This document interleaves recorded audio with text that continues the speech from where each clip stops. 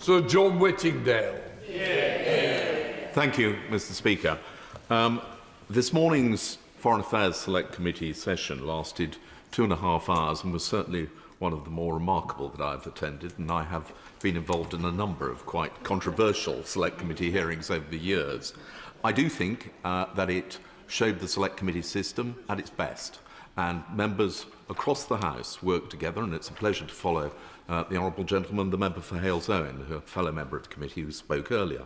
And I also share his view that Sir Olly Robbins, who gave us evidence, put in an impressive performance.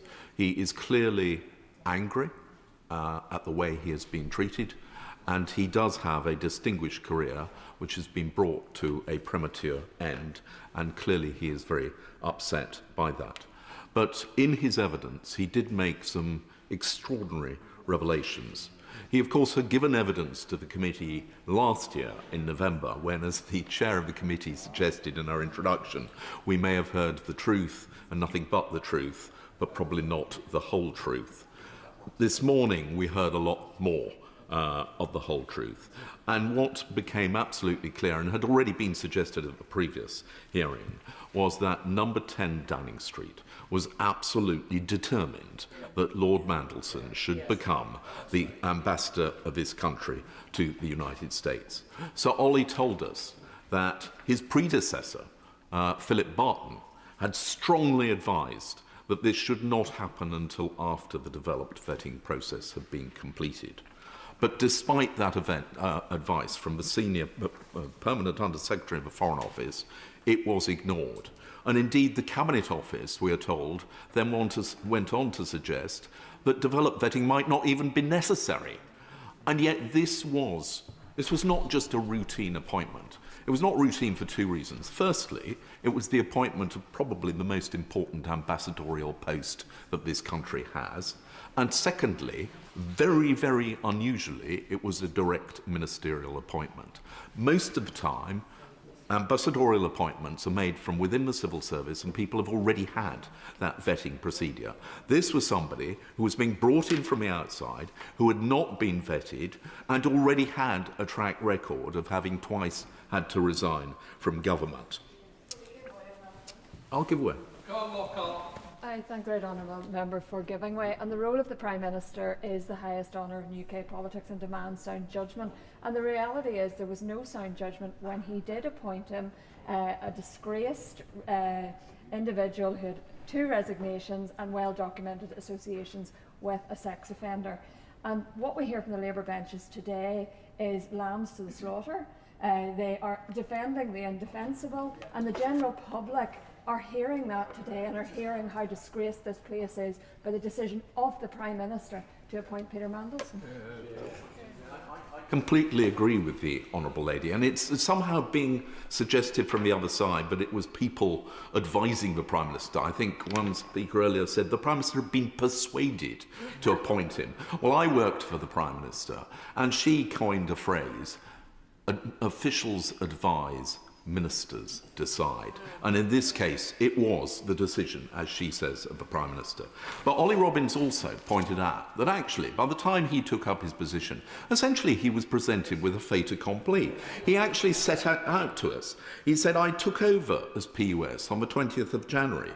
He then said, already due diligence had been completed, and we know that that process, which included interview with Morgan McSweeney, had revealed the ongoing relationship between Lord Mandelson and Peter Epstein, but that was ignored. We were told that approval of the appointment had already been given by the King. It had been announced publicly to the press.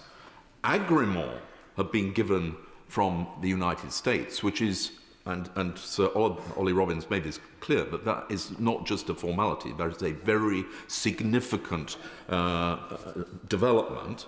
He'd also been given to the FCDO building and IT access, and finally he was being granted access to highly classified briefing on a case-by-case basis. All of that had happened. And so I asked Sir Olly Robbins if, given all of that was already in place, if now he were to have the appointment withdrawn, would that not damage our relationship with the United States of America? To which he replied very clearly, yes, it would.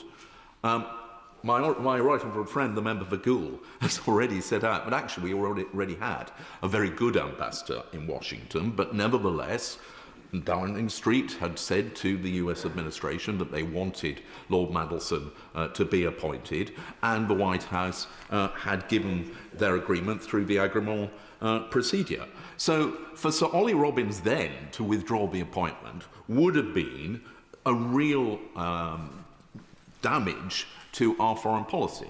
Now, you can argue that if Sir Olly Robbins were told that the UKSV process had resulted in a clear recommendation denial, then he might, or perhaps even should, still have done so. But he also told us this morning, but he wasn't told that. We were told that he didn't see the UKSV report. We were told that he didn't even see, in fact, he didn't even know about the fact that the report has a red box with a tick in it saying deny. He said he'd never seen those documents before, and that would be normal because it is a very restricted access for the reasons actually the Honourable Gentleman for Halesowen set out. And so all he was told was that there had been leaning towards refusal, and it was a borderline case. Now, whether or not that was an accurate reflection of what the report actually said is another matter, and we can perhaps debate at what stage or how far the message from Downing Street, we want this person to be appointed, had been transmitted to try and make it as possible as it was. But what we are told is that after Sir Olly Robbins had arrived as Permanent Secretary, he was subjected to regular calls from Number 10 saying, get it done. And he also told us that it wasn't get it done subject to security clearance, which in his view it should have been, that the press release put out announcing the appointment of Lord Mandelson didn't say subject to security clearance. Subject to security clearance was never mentioned. This was announced as a decision that had already been taken. Why?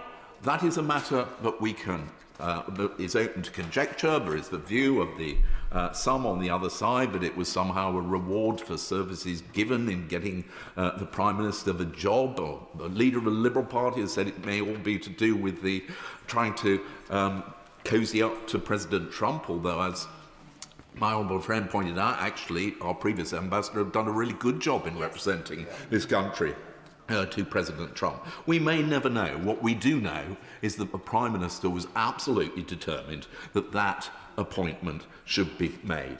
And even after the appointment had been made, and when all of these things began to become revealed, in particular the ongoing relationship with Jeffrey Epstein, which the Prime Minister said that he was unaware of the closeness of, and he was very angry when he was told, there had already been inquiries being made.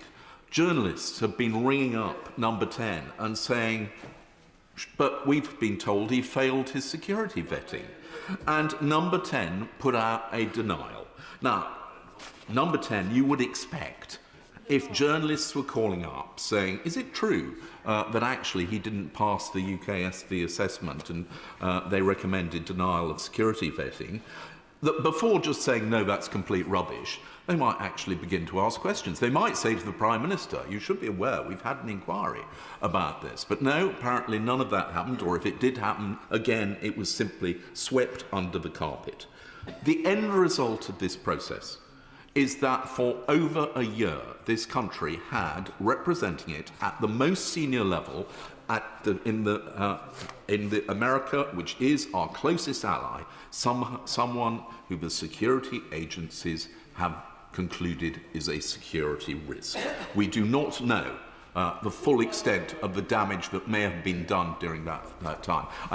The Deputy Speaker, I'm afraid, is coughing at me, so I won't give way. But I fear that there is still more to come, and I can say, I hope on behalf of the Select Committee, that we will continue to pursue this.